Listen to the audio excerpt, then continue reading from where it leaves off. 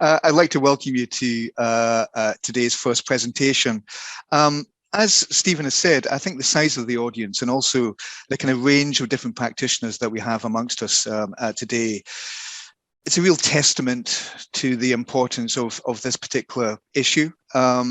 If you work in a safeguarding context, the data that we have about incident rates around sibling sexual abuse would suggest that you will come across these cases in your career. So it's highly likely that you will already have had to face the complexity and challenges of sibling sexual abuse cases.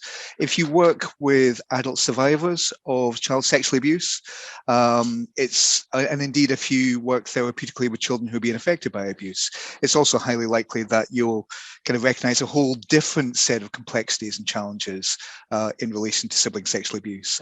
So it's a vitally important subject. We're absolutely delighted to be here with you today to kind of set the scene on this subject, and also, to pick up on Stephen's point about, seeing whether we can work together to do better for children who are affected by this particular issue. My name is Stuart Allardyce. I'm one of the directors of the Lucy Faithfull Foundation. I have responsibility for our Stop It Now services in Scotland, but also for research in the Lucy Faithfull Foundation across the whole of the UK. Lucy Faithfull Foundation, a child protection charity focusing on the prevention of child sexual abuse. My background is as a social worker, and I've worked with cases around sibling sexual abuse over the last kind of 20 years or so. I was also one of the co-authors of the Centre of Expertise's knowledge review on sibling sexual abuse, which came out last year. Anna, I'm going to pass over to you to introduce yourself. Thanks, Stuart. Good morning, everyone. Lovely to be here. My name's Anna Glinski, and I'm Deputy Director for Knowledge and Practice Development at the Centre of Expertise on Child Sexual Abuse. My background is also social work. Thanks, Stephen. Thanks, Stuart. Stephen has already covered this fairly well. I'll just do this slide briefly. We know that sexual abuse can be difficult to think about and talk about, and it'll affect us at different times in different ways.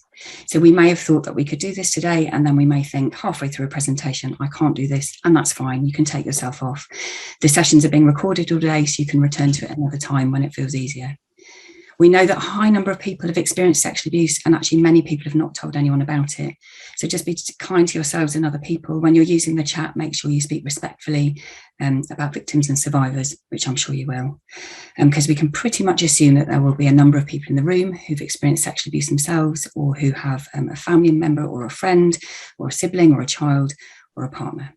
So respect each other's learning journeys and look after yourselves as we go through the day. Thanks, Stuart. So this session today, just very briefly, Stuart and I are going to set the scene, talk a bit about prevalence, some of the causal factors that we think contribute to sibling sexual abuse in young people with harmful sexual behaviour. Stuart's going to have a focus on understanding sibling relationships, which is so key when we're thinking about sibling sexual abuse. I'll talk a bit about impact, and then Stuart will end on a bit of a whistle-stop tour of assessment and intervention. So, thanks, Stuart. Next slide, just to set the scene. I'm sure all of you, or most of you, will be aware of the government's definition of child sexual abuse, the UK government's definition of child sexual abuse. It's here as a reminder for those who don't know, and I'm just going to pull out some key points that we need to think about today. So, and they're highlighted on the screen. So what we know about child sexual abuse is it doesn't necessarily involve violence. Sorry, I've got something come up on my screen. There we go.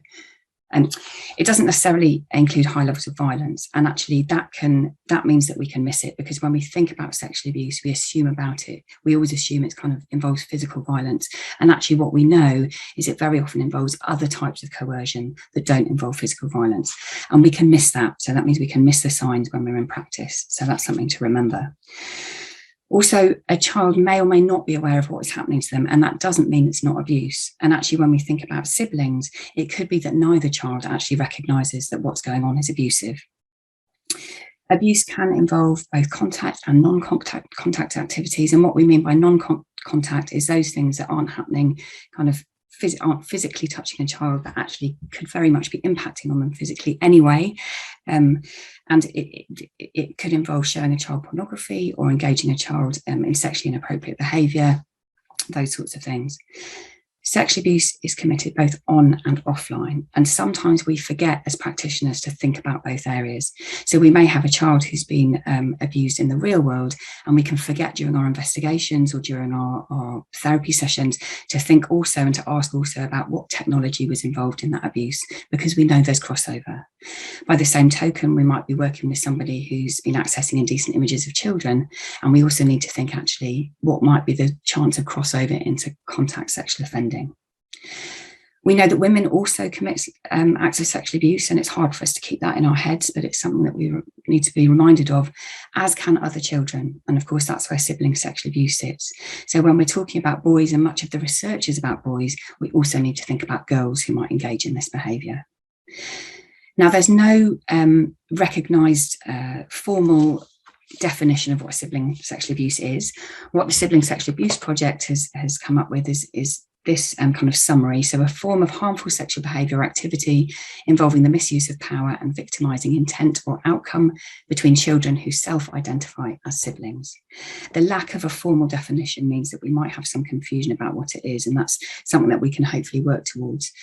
Now, when we talk about siblings, actually, there are many forms of sibling relationships. So they could be biological brothers and sisters, but actually we have step brothers and sisters, half brothers and sisters, actually children who grow up in very close proximity with each other and have an enduring relationship.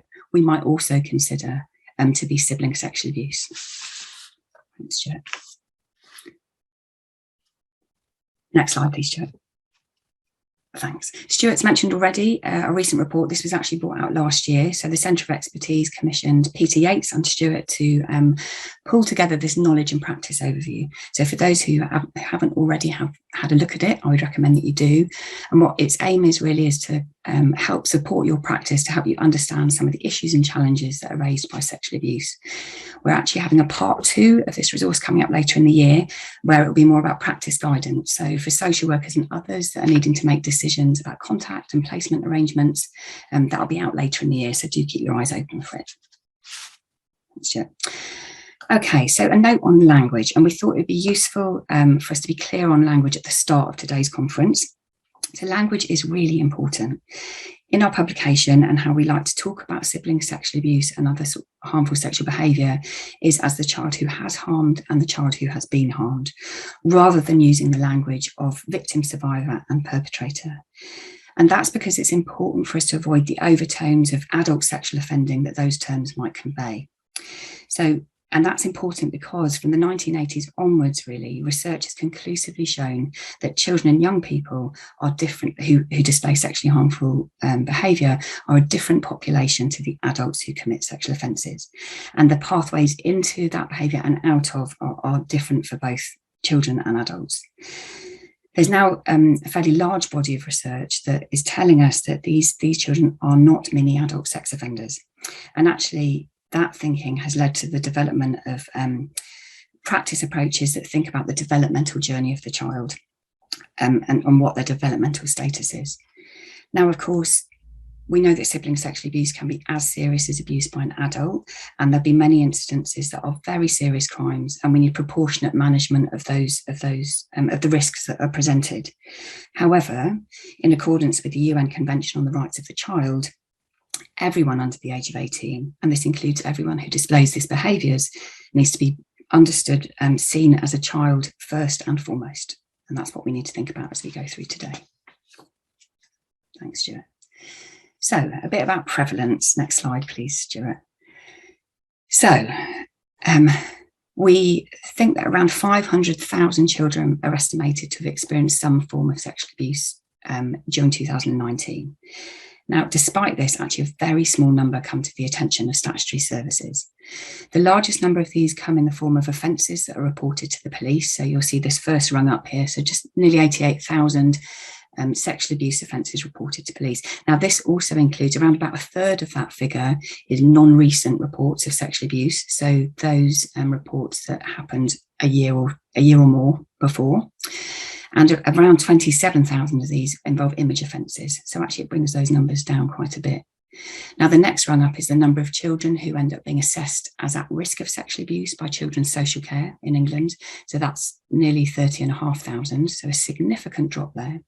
And then an even more pronounced drop to the 2,600 children, which is a very small number, that end up on child protection plans in England under the category of child sexual abuse. So we have a real discrepancy and a real gap between the numbers of children that we know are experiencing abuse and those that we're actually responding to, identifying and responding to within services. Thanks, Peter. Next slide. Stuart, next slide. So a bit of a busy infographic, but hopefully a useful one. So when we look at national studies and survey data, we can see that at least 1 in 10 children experience some form of sexual abuse before the age of 16. Now, girls are at least 3 times more likely to report experiences of sexual abuse, with 15% of girls that you'll see there and 5% of boys. Now, the vast majority of those who perpetrate sexual abuse we understand to be male. And actually, when we think about so when crime surveys have asked adults what experiences did they have as children, adults who, disabled adults, are twice as likely to report that they experienced sexual abuse as children. So that's significant. And those who've grown up in residential care or who have spent any time in residential care are 4 times more likely to report sexual abuse. So that's something that we really need to think about. We're not sure whether they've been abused before they've come into residential care or afterwards, but it's still a figure we need to think about. Now, boys are most likely to be abused by friends or acquaintances and are more commonly abused by authority figures than girls, and girls are more likely to be abused in the family. What that means in terms of numbers is the majority of child sexual abuse happens within the family environment, and most children who are sexually abused are known to the person who is abusing them. Thanks, Stuart. When it comes to sibling sexual abuse, so there's actually no conclusive data on the extent of sibling sexual behaviour generally and sibling sexual abuse specifically. So different studies use different methods and have produced different results. So some of the larger studies have found that around 15% of children may engage in sexual behaviour with their siblings, and around 5% may be involved in sibling sexually abusive behaviour. This recent study in Portugal, so they did with university students, and they found that 11% of males and 5% of females self-reported sexually coercing a sibling during childhood. So we're talking about fairly significant numbers.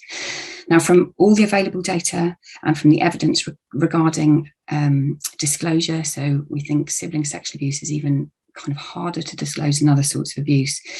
Because of that, it's estimated that sibling sexual abuse is 3 times as common as sexual abuse by a parent. Now, going back to what Stuart was saying at the beginning, it's therefore really possible that all of us on this call today, and many professionals who work in health and social care and other agencies, are likely to come across this issue. So it's really very important that we're prepared to work with people affected by sibling sexual abuse, that we hold it in our mind that it's a possibility of why it might be going on, and that we understand the nature and consequences of it. So, some of the causal factors. Thank you, Stuart. Next slide. Okay, so the majority of young people who have sexually harmed others have been exposed to some form of maltreatment. Indeed, Hackett's study in 2013 found that 66% of young people with sexually harmful behaviour had experienced some form of maltreatment. Now, sibling sexual abuse is statistically associated with difficulties in family environments, so disrupted living situations, poor family relationships, maybe unstable parental backgrounds. But actually, that's not always the case. So for sibling sexual abuse, it could be that a child has been sexually abused outside of the family and actually then acts out some of that abuse within the family. So it's not always the case, but it sometimes is the case, mostly is the case. And there are a number of, what we know from the large scale pieces of research is that the etiology of harmful sexual behaviour is complex, and there are lots of different factors that might lead to it, some of which you see on the screen now.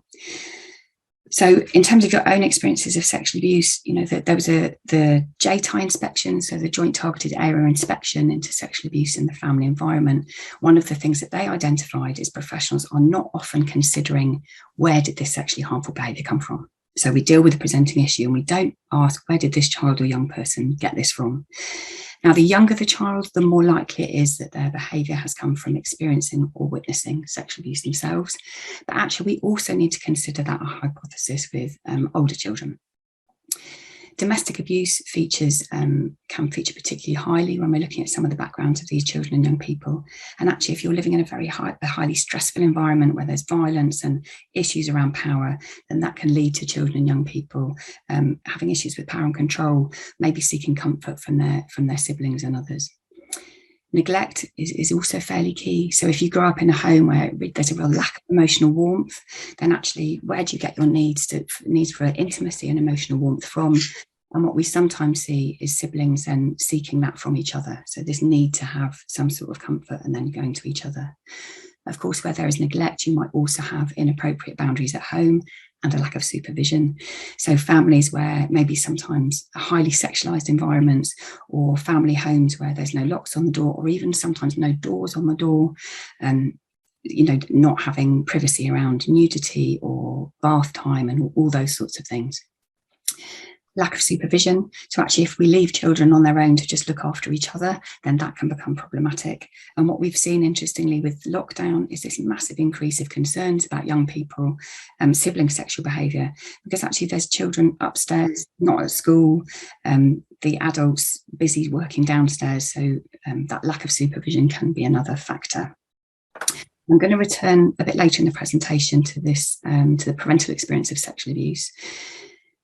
Discontinuity of care. So we know that attachment issues, so growing up, having lots and lots of moves or lots of different carers can impact on our attachment, and that can impact on our sexual behaviour and how we kind of connect with other people. It could be that young people actually, their sexually harmful behaviour is part of a wider pattern of disruptive behaviour. So they're, sorry, Stuart, can you go back one? So they're they might be physically abusing peers, and within that, they're also sexually abusing peers. So it can form part of that pattern. It also looks like around about a third of young people with sexually harmful behaviour have a learning disability. So that can be another kind of key factor for us to consider. And then this last box here around jealousy of siblings. So Peter Yates did an interesting piece of research. Now, it was a small piece of research in 2012 with 34 young men. And he drew a distinction between those young people who had abused siblings, those young people who had abused in the community, and those young people who had done both. And there were some really interesting findings from that. So what he found was there was actually no difference in the history of sexual abuse, whether a young person had abused siblings or community. So wherever they'd had acted out didn't make a difference in terms of their history of sexual abuse. But the mixed group, so those young people that were abused both in and outside of the family, were actually more likely to have experienced multiple forms of trauma, including sexual abuse, and to have begun their abuse earlier in their lives. So boys in the sibling-only group were more likely to have been motivated to abuse by intense feelings of jealous anger, and to have begun their abuse in adolescence. So while we need to have some caution about this because of the small sample size, this suggests that there's probably two possible pathways into sibling sexual abuse. One, the trauma-related early onset route, so where boys are more likely to abuse in and outside of the home, and then a later onset route related to power dynamics and sibling jealousy, where boys might be more likely to abuse only siblings. Now, this is why it's really important for us to think about the general quality of sibling relationships. So any case where we're thinking about sibling sexual abuse, what is the nature of the relationship between siblings? And this leads us neatly on over to Stuart. Thanks, Anna. Let me just move on. I think if we're going to understand sibling sexual abuse, it requires us to kind of think about sibling relationships and what we know about sibling relationships from a child development point of view. So I want to say a few things about that. If, like me, as part of your professional training, you had some kind of input or module on child development, it's likely that the kind of main theoretical model that you would have been looking at would be attachment theory. And of course, what we know about attachment theory is that parenting style kind of influences a number of things in terms of children's development. It kind of affects their psychosocial development, but in particular, their coping styles in relation to stress. But indeed, we also know that parenting style can influence sense of self and a child's self-esteem, and indeed affect personality development in various ways. Now, all that stuff that we learn from attachment theory is true. But there has been a shift in the child development literature over the last few years.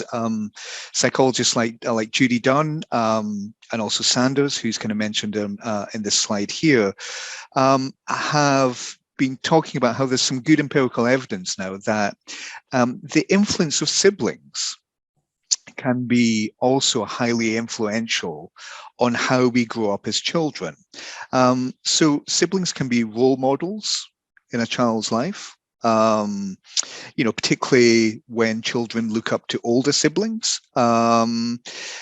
Siblings can be attachment figures that in particular situations, younger children can go to older children for nurture. And we need to think about that as an attachment function, even though they're not the primary caregiver. And also, children can obviously be friends, playmates. We would see this with siblings as well in terms of their roles.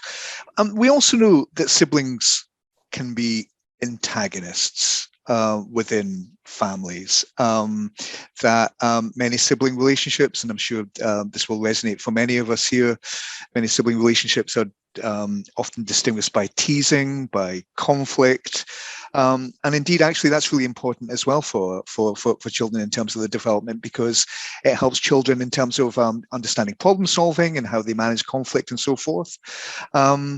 This particular kind of quotation up there kind of speaks to that, but points out that actually you can have high levels of rivalry between siblings within families without that being abusive in any way. But one of the critical factors in all of that is, with high levels of rivalry and even hostility, is there warmth also in the relationship as well. And one of the things that I suppose we particularly need to think about when we think about sibling relationships is, is there warmth in addition to other things that are going on as well? So we need to kind of recognize some of the kind of complexities that we see around sibling relationships, and indeed recognizing that kind of conflict can border on to stuff that can be kind of physically abusive. A few general things about sibling relationships. They are some of the most enduring relationships that we have in our life. When you think about it for a moment, the majority of children in the UK are still brought up with siblings. It's just over 50% at the moment. And these are some of the most enduring relationships that we'll have, because they will outlast the relationships that we have with our parents. They will outlast the relationships that we have with our friends, with our work colleagues, and so forth. But also, we need to recognize that there are complex power dynamics that are often baked into sibling relationships. That can be about, and I suppose the key factor here is about age difference, but also birth order, sex, cognitive ability. These can be things that kind of influence power dynamics, as can stuff around kind of blended families as well. These can all be kind of critical factors in terms of how power sits between siblings, and indeed power can be dynamic and can change in different contexts and over time. We also know that the role of what it means to be a sibling and what the sibling does within the family varies across different cultures. And of course, there are clearly big differences in terms of kind of gender differences here as well, and gender assumptions. So that informs the way siblings relationships develop. And sibling relationships often take place backstage within families, which means that often a lot of sibling interactions take place when parents are not there. And that can test some of the normal boundaries within families. And indeed, one of the things that's characteristic of sibling relationships is that certainly that stuff backstage is where anger and resentment can often be articulated in ways that it is often suppressed when parents are around. Now, all of these things that I've just been talking about, if we pause for a moment, if you work in a safeguarding context, are actually really important whenever you do any assessment of any family, but particularly families when there are issues around sibling interactions. And indeed, understanding some of these dynamics that we're talking about are probably key factors if you're working with adult survivors. Now, many of you will be very familiar with some of the stuff that I'm going to talk about just now, but I think it's really important to get across that actually, although we will be talking mostly about sibling sexual abuse, there are sibling sexual interactions that can take place, particularly for younger children, that are perfectly normative and are expected and are not abusive. And indeed, there are also behaviours that we could describe as inappropriate or problematic, which we would describe as harmful sexual behaviour, because they may be developmentally harmful for the children if they continue, but they're not necessarily abusive per se. So normative sexual interactions between siblings would be stuff that takes place, particularly for much younger children, children under the age of 5, or sometimes primary school age children, stuff that's voluntary, that's lighthearted, that's playful, that's an exploration of their own bodies, an exploration of what gender and sex means, tends to be behaviors that diminish or stop when adults intervene in some way, and represent a kind of curiosity about the world and about self.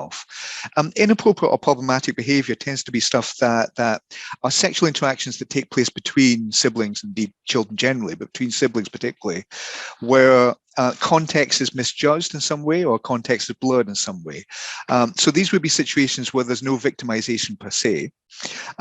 We describe kind of things that are problematic, are things that are maybe inappropriate things that have taken place over a period of time with a persistence to them. So they're starting to become a pattern in some way. Or the slightly more serious kind of issues where consent is blurred, but there's clearly no victimization in all of this. Now, this categorization of normative through to inappropriate, problematic, and then abusive behaviors. And abusive behaviors, let's be very clear here, are those behaviors where consent is lacking, where there possibly could be examples of coercion, where there clearly is victimization that's taken place. But that categorization has really been developed from the work of Simon Hackett, who developed a very useful continuum of children's sexual behavior a few years ago. I know Simon is with us today, and hopefully he'll be able to kind of illustrate some of the things that I've just been talking about, and what this continuum means with respect to sibling behaviors. Let me give you a couple of case examples, though, that maybe illustrate the different kinds of things that can appear as examples of sibling behavior that we might become involved with. Let me talk first of all about Hannah.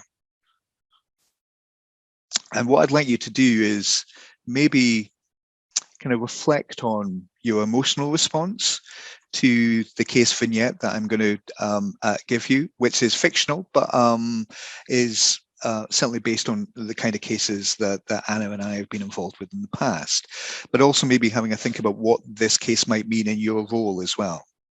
So Hannah's 10 years old and lives with her mum and dad. She has a stepbrother called Dylan, and Dylan stays with them every weekend. Dylan's mum has quite a difficult relationship with Dylan's father, and Dylan's father was actually charged with assaulting Dylan's mum on 2 occasions when they were together and before they split up. So there's a history of domestic violence within the family.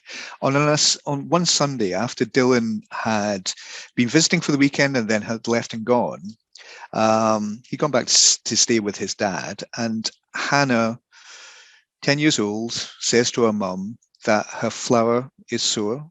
That's the word that she uses. And there's blood when she goes to the toilet. And when she's asked whether anything has happened to her by her mum, she tells her mum that her brother has been coming into her bed on Fridays and Saturdays, Saturday nights when he stays over. And he often touches her between her legs, and has shown her videos on his phone of people doing what she calls naughty things. And he's tried to get her to do some of the things in the video. And last weekend, he tried to put his penis in her vagina. So this has been happening for around 3 months. And Hannah's mother is shocked and doesn't know what to do. And Hannah then gets really upset because she sees that her mum is upset and she's worried that she's making her mum upset. So that's case example 1. And let me contrast that with something about Josh. Now, Josh is 9 and lives with his sister, Amy.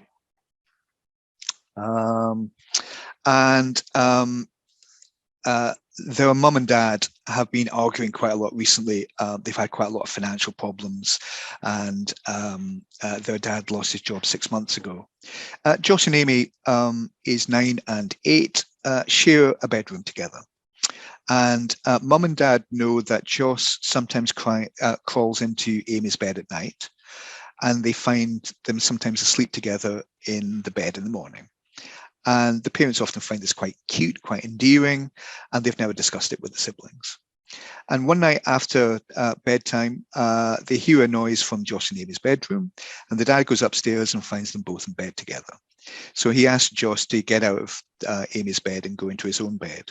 And Josh seems to be quite embarrassed for a moment, and when he gets out of the bed, he has no pajama bottoms on. And then Dad pulls the bedclothes away and finds that that's the same with Amy as well. And Josh says that they've just been playing a game that makes them feel nice. So perhaps a different kind of presentation, a presentation we would want to, certainly the family need to respond to, certainly a presentation where if professionals are involved, we may need to think about what kind of response we need to make to ensure that this doesn't continue, because there's a high likelihood it might be developmentally damaging for these children over time, but perhaps behavior that we wouldn't necessarily describe as abusive per se. So let me say a few things just before I move on. So I know that Anna's already talked about this, but we know that sibling sexual abuse is less likely to be disclosed than other forms of sexual abuse. Why is that? I suspect that's probably because of the complexity of power differences that take place. Often quite significant age differences between children where abusive behaviour is identified. Most studies of clinical populations where this stuff has emerged see an age difference of between 3 to 5 years between siblings. So there may be kind of issues around kind of power that inform why these behaviours are less likely to be disclosed. If you look at the clinical literature, the most common reported pattern is older brothers abusing younger sisters, but we also see brothers and brothers together, sisters and sisters. We also see kind of other kinds of presentations which we should urge some caution about. I was involved with a discussion yesterday about an adult who was describing how he had been sexually abused by adults when he was a child, and as part of that, he was forced to do sexual things to his younger children with adults watching. Now, that's not sibling sexual abuse. That's two children who have been abused. So we need to be kind of careful about what we describe as sibling sexual abuse here. But these are what we generally see in terms of kind of gender relationships. All the evidence would suggest that it has the same potential to be just as harmful as sexual abuse perpetrated by a parent. So in a safeguarding context, you might want to think about if you're making a decision about whether siblings can remain together, would we be making the same kind of decision if it was an adult who had sexually abused one of the children within the family? We know that if you compare cases involving harmful sexual behavior in the community or indeed in school settings, with sibling sexual abuse cases, it's more likely that there will be more incidents that have taken place over an extended period of time.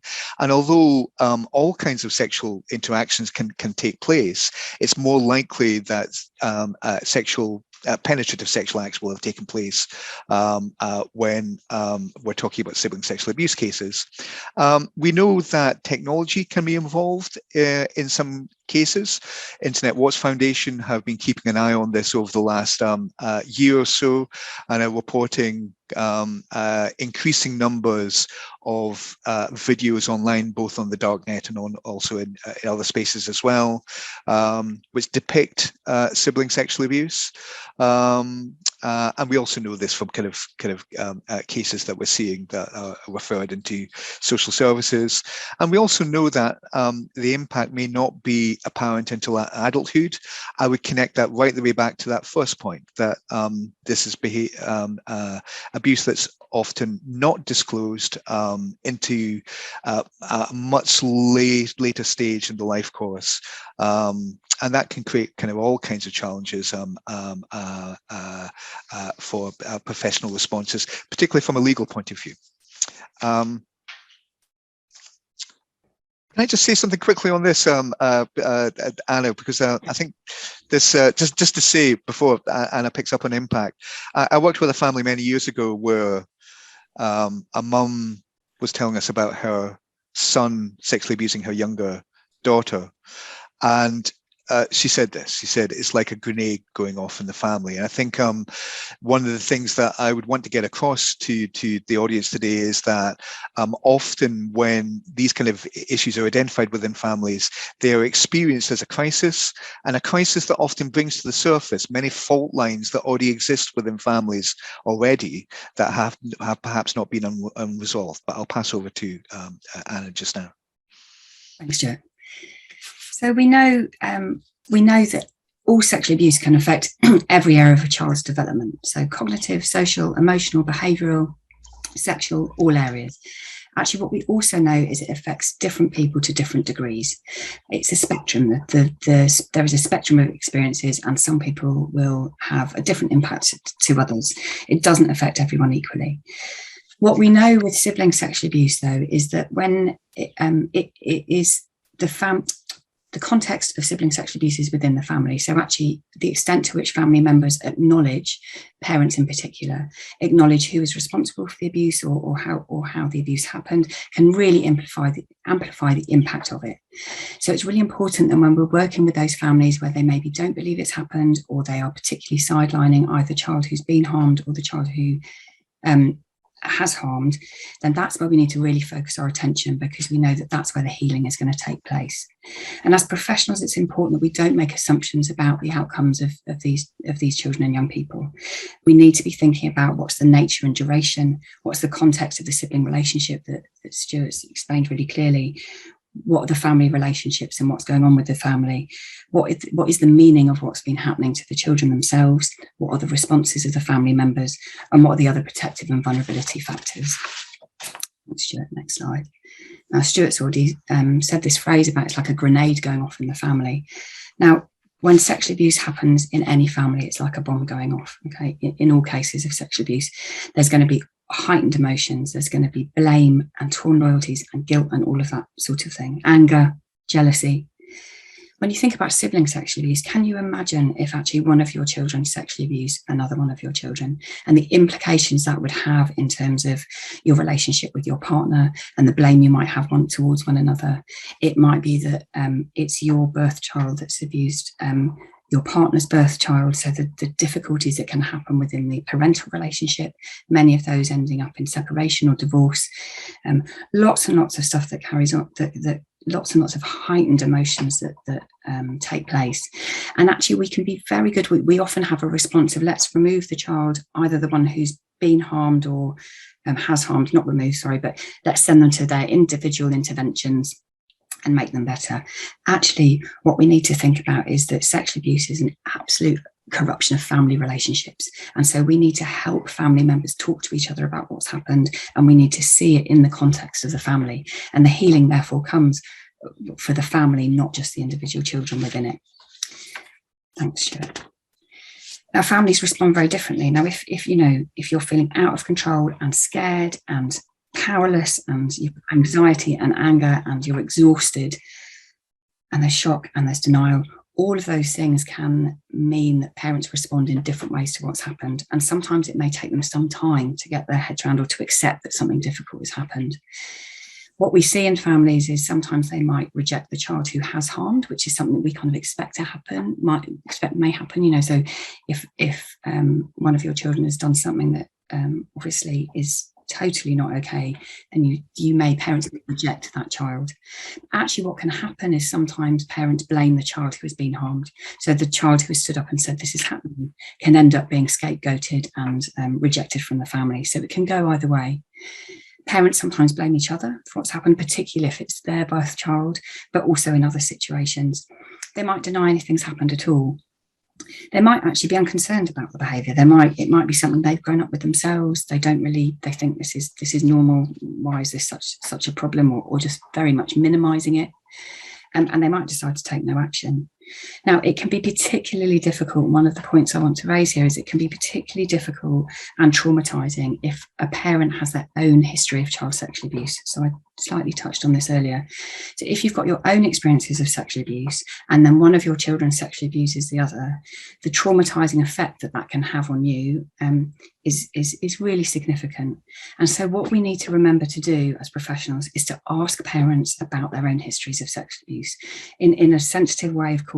But if we don't know that one of the things they've experienced is very, very close to what is now going on in their family, then we don't know the obstacles they're going to be facing. We don't know how that's going to affect it in terms of the PTSD, feeling traumatized about what's happened. And actually, once we do understand that, then hopefully we can work with them in a kind of more productive way and in a better way for the children in their family. Thanks, Stuart. Sorry, I've got this annoying box keeps popping up on my screen. Right, so I think this is a useful quote for us to think about. So families therefore need opportunities to make sense of the trauma of sibling sexual abuse if they're able to move on in a healthy way. So without sensitive and purposeful support, the impact of the abuse on sibling relationships and on other family relationships, whether maintained or estranged, can be lifelong. So this is something that we need to all together work on and provide that support so that families can move forward in a good way. Thanks, Anna. I've got 5 minutes to pull this together. So assessment and intervention, and here I mean assessment and intervention from a safeguarding point of view. We don't really have much time to kind of look at this in any detail, but Anna mentioned that we're working on a publication that the Centre of Expertise will be producing later this year, which will be guidance for safeguarding professionals in this area. It kind of flows from the knowledge and practice review that PDH and I kind of produced, and it's based around this, which is really a roadmap. Now, actually, there will be a handout that goes with your pack as well when you get it, which kind of goes into this in a bit more depth and says a bit more about it. But what we're trying to do in the work that we're doing with Anna at the moment is looking at the different stages that safeguarding professionals generally need to work through when they're supporting a family that's been affected by this kind of issue. And we're looking at what the kind of key questions that professionals would be asking at each of these stages. What are the kind of things that you would need to make decisions about, and also what's the evidence base that you'll be drawing on in each stage. So you can see a kind of structure there, but I'm not going to go into kind of each of these areas. I know Peter is going to be speaking later on and might be able to kind of touch on some of this a little bit more as well. But just a little bit of a kind of taster of something that will be coming out later this year. Let me say kind of share what I think are some of the kind of key messages that we would like you to kind of take away from this presentation, and then I'll show you a few kind of resources that you might want to look at in a second as well. So the first thing, building on something Anna's just been talking about, is if sibling sexual abuse emerges within a family context, then the response that we need to make to it ideally needs to be responding to this as a family issue in some way. That creates all kinds of challenges for in particular, adult survivor contexts. But certainly from a safeguarding point of view, it's not just working with the child who has caused the harm and the child who has been harmed, but working with parents and indeed working with siblings who have not been affected directly by the abuse as well. certainly we shouldn't see this as behavior that is exploratory when it's not. That we need to recognize that sibling sexual abuse is every bit as harmful as abuse that's perpetrated by adults. That actually is a complex and difficult area, and for those who are involved with such cases, reflective supervision is definitely needed. Young people who display harmful sexual behavior, particularly within sibling sexual relationships, there is quite a high likelihood that they have experienced adverse childhood experiences themselves, and in particular have experienced stuff around sexual abuse or been exposed to things that they were sexually and developmentally unready for. So we need to see this as perhaps a possible pickup point for wider safeguarding concerns within families, or indeed beyond the family as well. Non-abusive behaviour, stuff that's inappropriate and problematic, does need to be addressed, because actually the majority of stuff that we see as very serious sibling sexual abuse doesn't start from nowhere. It often starts with an escalation of inappropriate and problematic behaviour to something that becomes abusive. That's not to say that inappropriate and problematic behaviour always escalates. Sometimes it de-escalates, but if we come across it, then we should be responding to it. And families need opportunity to make sense of the trauma within the family, so that they can move on in healthy ways.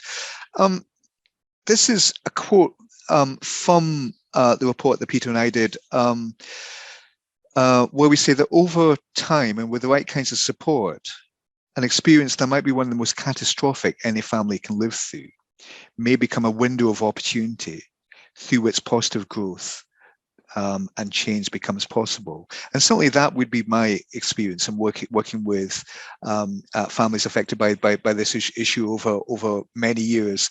That actually, if we get supports in early enough and the right kinds of supports, it can be instrumental in creating change within families.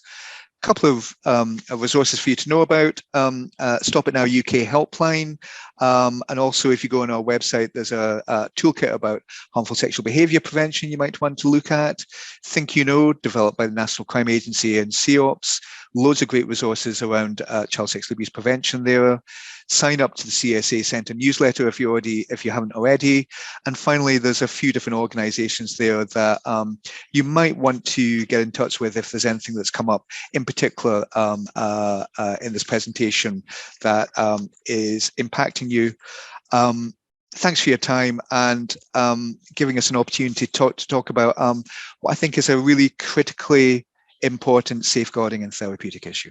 Thanks.